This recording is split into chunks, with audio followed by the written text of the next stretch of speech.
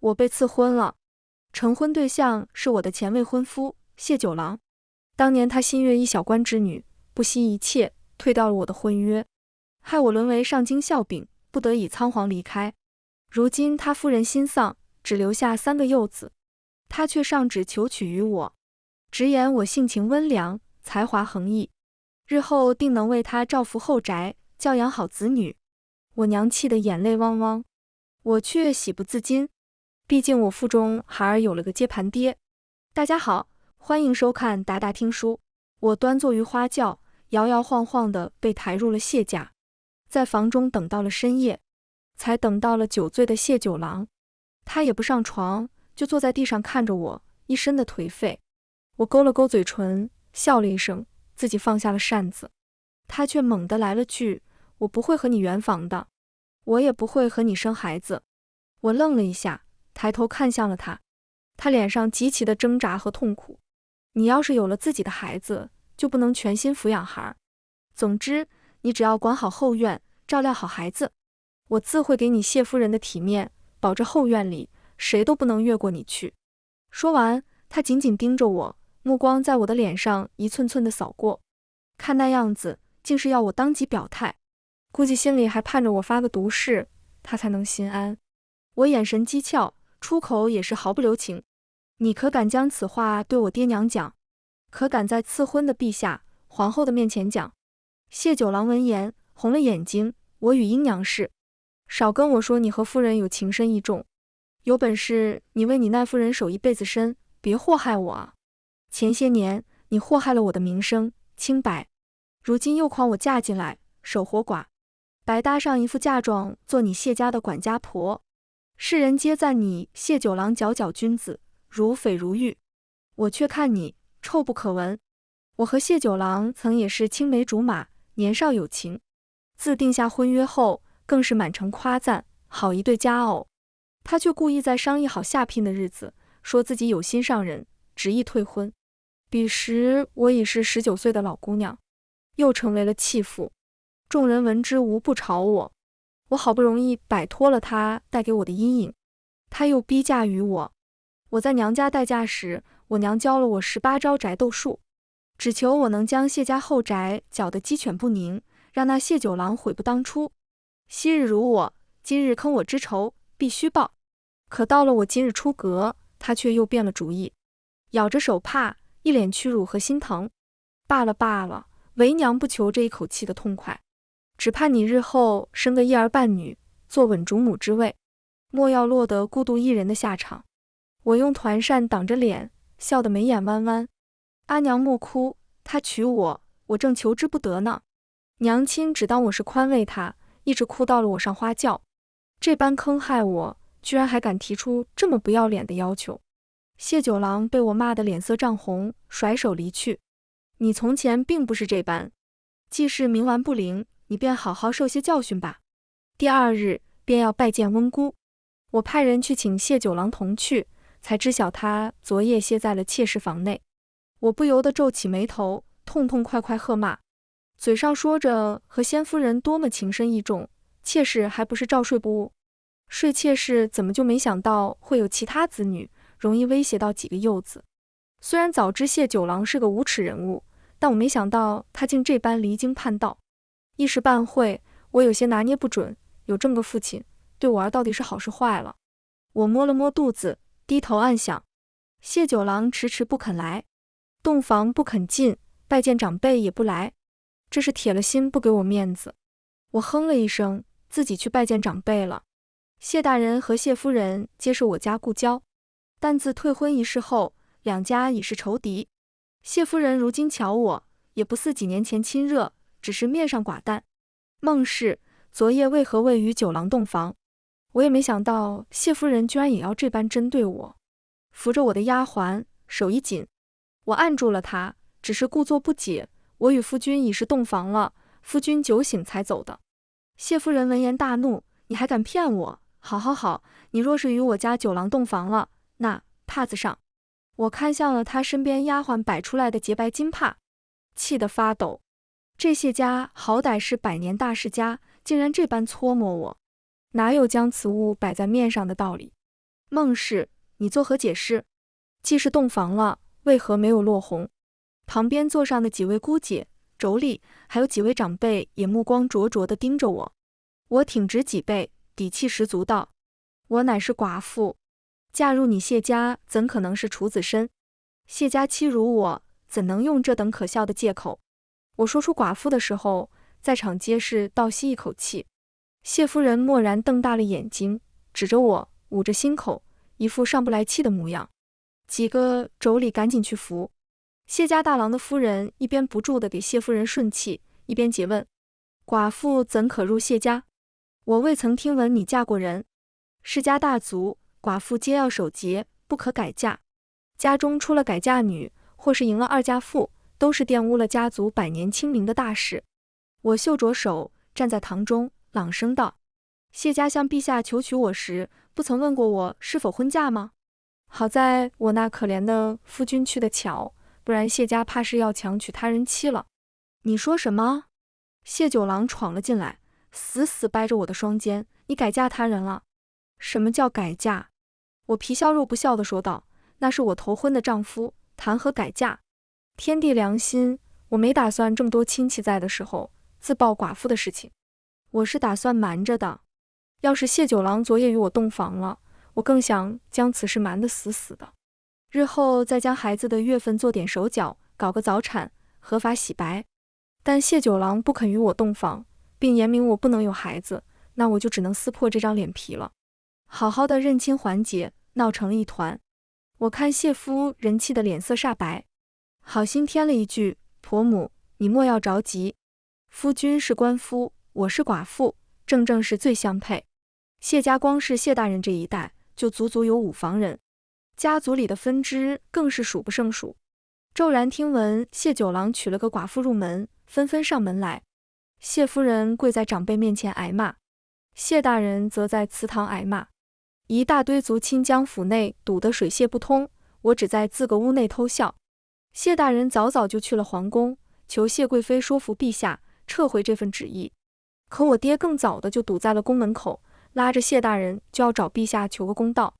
这场婚事是谢家求的，谢家在没有与孟家通过气的情况下，硬生生求了孟家的守节女为妻，这也是打了孟家的脸了。孟家为了遵旨，硬生生将我从夫家的灵前拽走，文人清明、世家规矩都给抛了个干干净净。如今谢家想要退婚，孟家定要不死不休。我爹指着谢大人的鼻子，在众目睽睽之下，足足喝骂了3个时辰，骂他不知所谓，一个官夫儿子还想娶清白闺女，骂他谢家不要脸，我孟家的女儿怎会哭等他到20多岁，骂到兴头上，更是保以老全。谢孟两家交好的臣子上来阻拦，拦着拦着都打了起来。陛下气急，只斥谢家不知内情，便贸然求娶，乃是谢家之过，谢家必须接受。陛下还赐了我5品诰命夫人之位，恰好比谢九郎的官位大了1品。谢家退不了婚，也休不了我，而且妯娌们都得朝我行礼。经此一事，原本要我抚育幼儿一事，再也不提。谢九郎的3个孩子全都到了谢夫人的膝下，谢九郎再不来见我，他们还不让我出府赴宴，不许我参加族内大事，吃饭也苛待于我，只许我吃素，天天白菜豆腐的，还不许我自个用小厨房开个荤。我也顺从，披麻戴孝都安排上，夜夜为夫哭灵。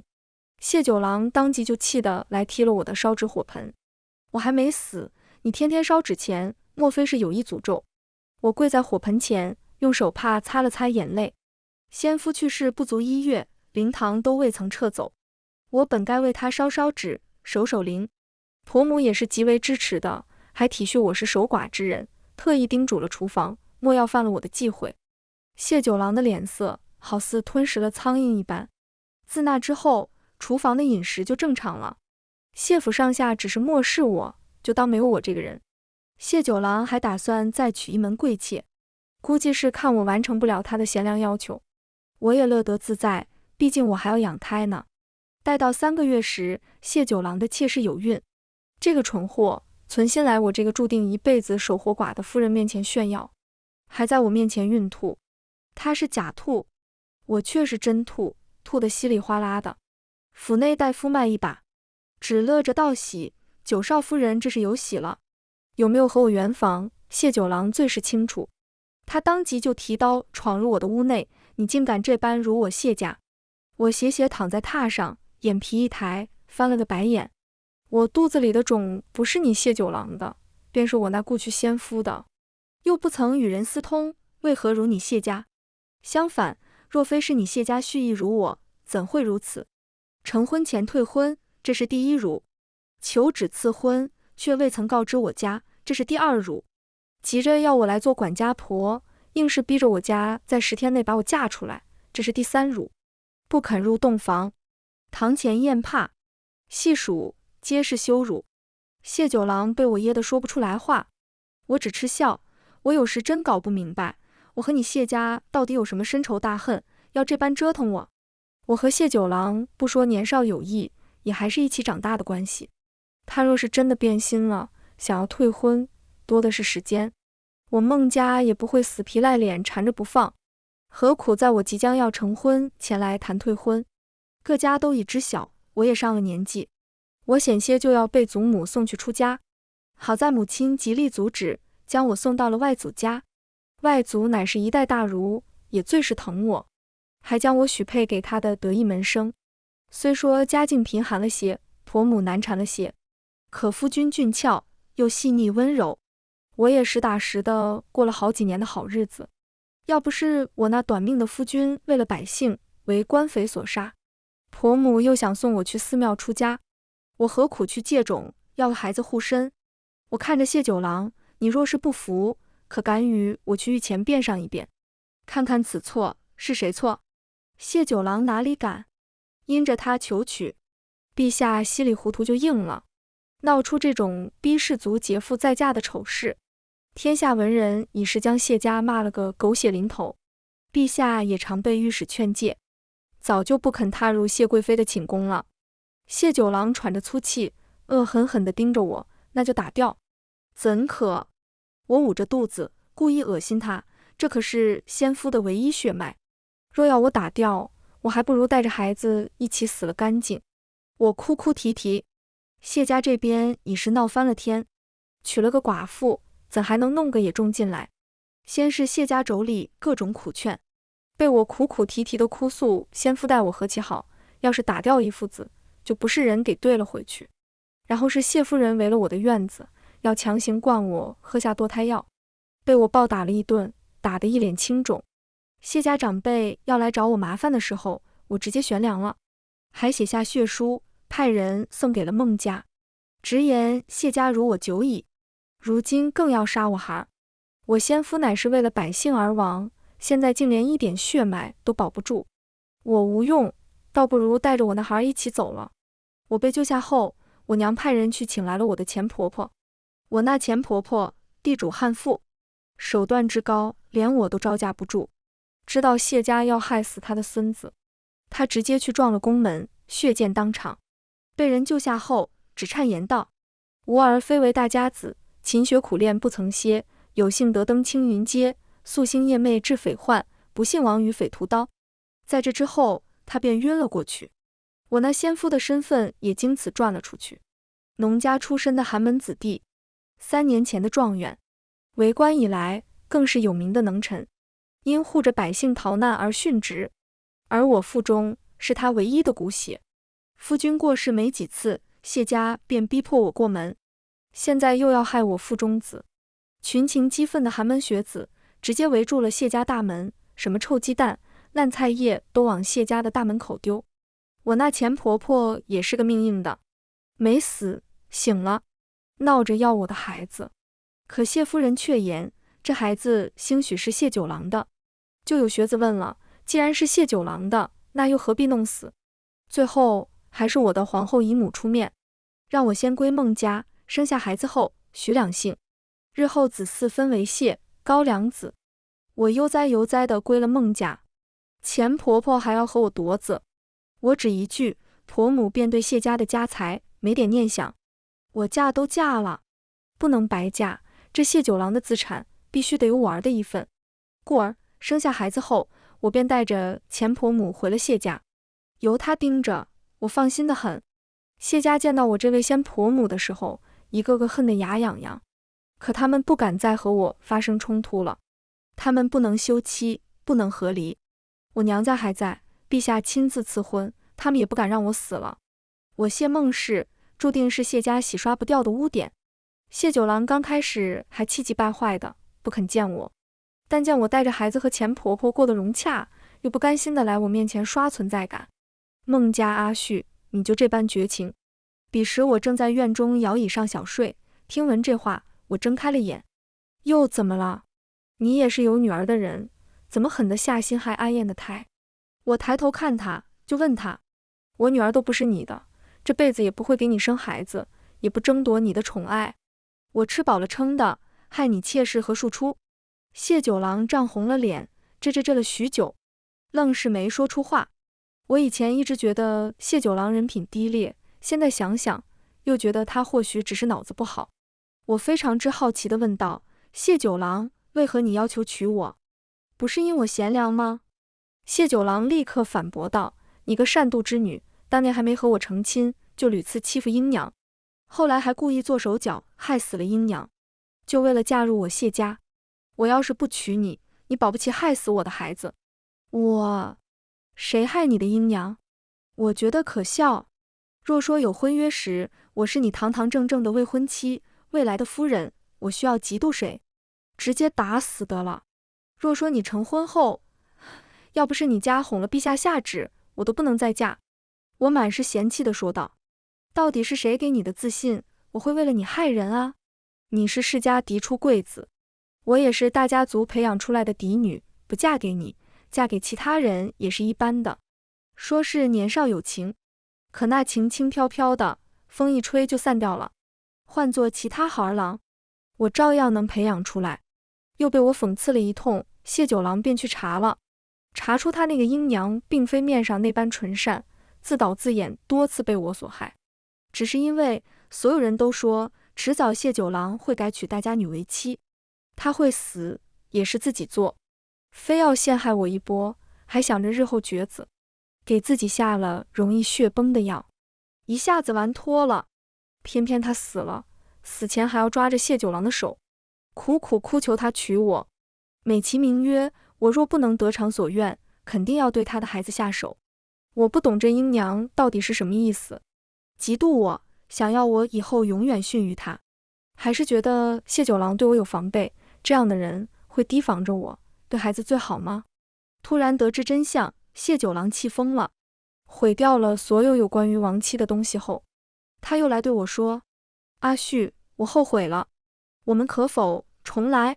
就如岳父所说那般，我是官夫，你是寡妇，我有儿子，你有女儿，正好，谁也别嫌弃谁，我们谁也别斗气了，日后就好好过日子好吗？他将姿态放得很低，许是误会了我，觉得要补偿于我，便将自己枕边的位置许了出来。我果断拒绝，不好，你让我觉得恶心。在这之后，我再不见谢九郎，免得他又发疯。他因为看破了亡妻的真面目，连带着对几个孩子都不怎么上心，还把孩子丢到了我这里来。我都沉默了，他总不能是让我虐待孩子出气吧？我对待孩子倒也算是温柔，但怎么说呢，不愧是女游侠教出来的孩子。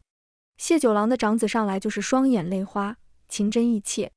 爹爹从前分明说过，此生为母亲一人为妻子，这又是哪位姨娘，倒不曾见过他给母亲牌位上过香。我微微一笑，这孩子已是7、8岁的年纪了，也知我是他的新母亲。看他挑衅的目光，我便知道这孩子养歪了。我叫人把他给吊了起来，说一句他的错处，就抽他一鞭子，硬是抽了他20鞭子，再叫谢九郎来领回去。谢九郎见到血人，立刻绷不住了，你这是为何？我儿还年幼，我看都懒得看谢九郎。我孟家教子素来如此，若是觉得我恶毒，你就自个教呗。谢九郎又气又恨，赶紧抱着孩子走了。2个小的孩子也哭哭啼啼跟着跑了。身边的丫鬟都愕然，夫人，你何苦帮这一把？我也是无奈，到底是做了母亲的，于心不忍。本身母亲就非名门出身，身份尴尬，若是失了父亲的喜欢和怜惜，这3个幼儿在谢府的日子过得会非常艰难。尤其是都有人教唆他们来挑衅我了。虽然我无意做什么好主母，但既然对准了我，我也就顺势查一查。于是查到了谢九郎身边那个带着肚子的妾室身上，他之前还假装滑胎陷害我，谢九郎还来问责过我。为了一招解决烦恼，我给谢九郎下了毒。谢九郎立马人事不省，一堆莺莺燕燕在房里哭。我直接说了，你们谁再把主意打到我头上，下次我就直接毒死算了。大家一起守寡，反正我也守过一次了。众位妾室那叫一个噤若寒蝉。我又赶在了谢九郎醒来前，把那个大肚子的妾室送去了庄子上。不想这个孩子生来克父，就给我老实点。妾室们彻底老实了，但我的日子越发波澜壮阔。我借种的那个人出现在了我的面前，他居然是陛下养在佛寺的长子。当初我玩腻了，就把他给踹掉了，还以为此生不会相见了。宫宴上，他的目光总往我身上瞟，后来他又对我围追堵截，还拿出我贴身之物，是要我承认和他那段缠绵的过往，还有我的女儿是他的。我怒了，你到底想要干什么？我直接在皇后姨母的宫中约见了他。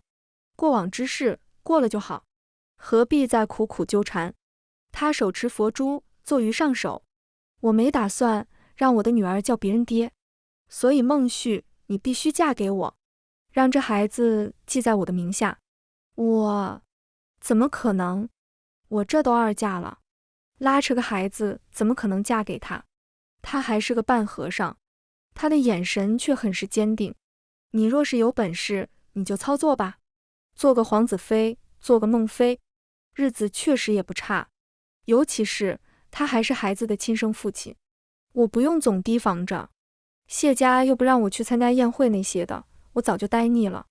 我只是随口一提，我没想过他真的干得到。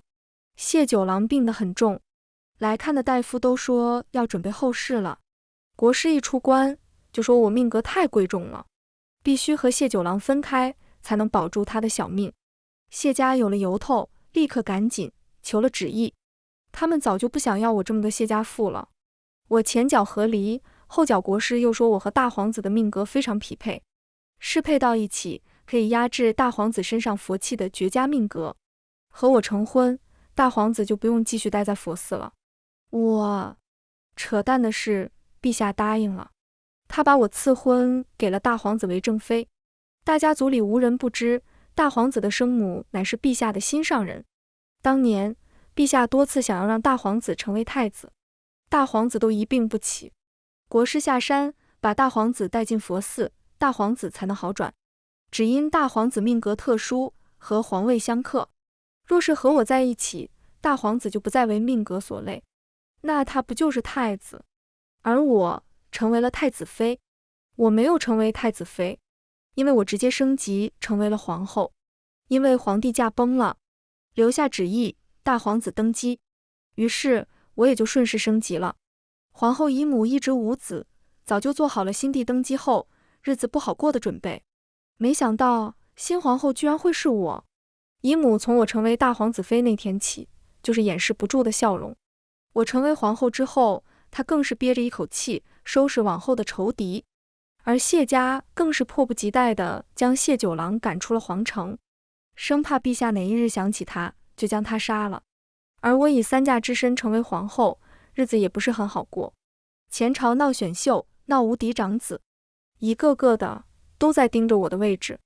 奈何陈玄策每次奈妃刚刚靠近，人就晕了。国师说了，陈玄策天生就不是能进女色的，要不是知晓国师和陈玄策勾结了，我还真的就相信了。我的新夫君陈玄策就更加折腾我了，我那叫一个悔啊！为何要自找苦吃呢？睡眼朦胧间，我想起了许许多多的往事。当年我被谢九郎退亲时，祖母执意要我落发出家，母亲不肯。当日夜里，祖母身边的嬷嬷过来令我自戕，白绫在我脖子上缠了一圈又一圈，若非我母亲有所感应，及时来救，我早就死了。后来她不得已将我远远送走，送到外祖父的身边。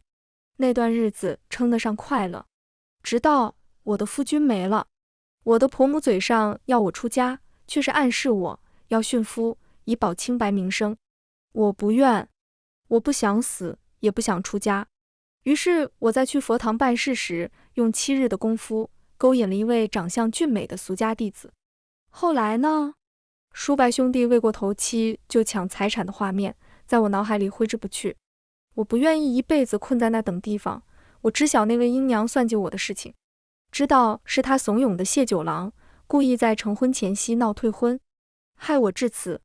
一贴红花汤，便轻轻松松断掉了他的生机。我派人告诉他，我若是嫁不了谢九郎，他的孩子别想活了。于是有了他托孤之言。我回到了上京，回到了本来的位置。为了报复谢家，我还打算混淆了谢家的血统。可惜谢九郎太痴情了，痴情的甚至可以说是不要脸。那我也只能撕破脸，和谢家斗上一斗。我孟家阿旭素来是个睚眦必报的人物。睡醒时，我的怀里抱着女儿，身后是搂着我的陈玄策。他迷迷糊糊地对我说：“今日带你去城外跑马可好？”我嘤咛一声，露出笑容。御史又要骂你了。不管陈玄策将头埋在我的脖颈里，深深吸了一口。那群人天天就知道骂人，反正都挨骂了，那多骂几句，少骂几句也一样。我笑了。陈玄策，你到底是何时喜欢我的？第一次见面，在佛寺动情。我刚想揶揄几句，他就说不是。我愣了一下，不是，那是什么时候？自己想。我撒娇地往后摸摸他的脸，我想不起来，告诉我吗？他抱得更加紧了。那我便告诉你，书院后山有个小姑娘，因为捉不到鱼，气得拿棍子打水，一身湿了后，她就脱了外裙，扎着裤脚，打着赤膊下了水捉鱼。我顿时大窘。那是我刚刚被退婚的时候，在发疯。毫不夸张地讲，路过的狗都要被我踢2脚。那时候我就想，多有意思的小姑娘，要不是我的，也太可惜了。后来你在佛寺主动勾引我，我就想，美人入怀，我该入红尘了。全文完，达达听书，感谢您的观看，每天上新精彩小说，喜欢就订阅吧。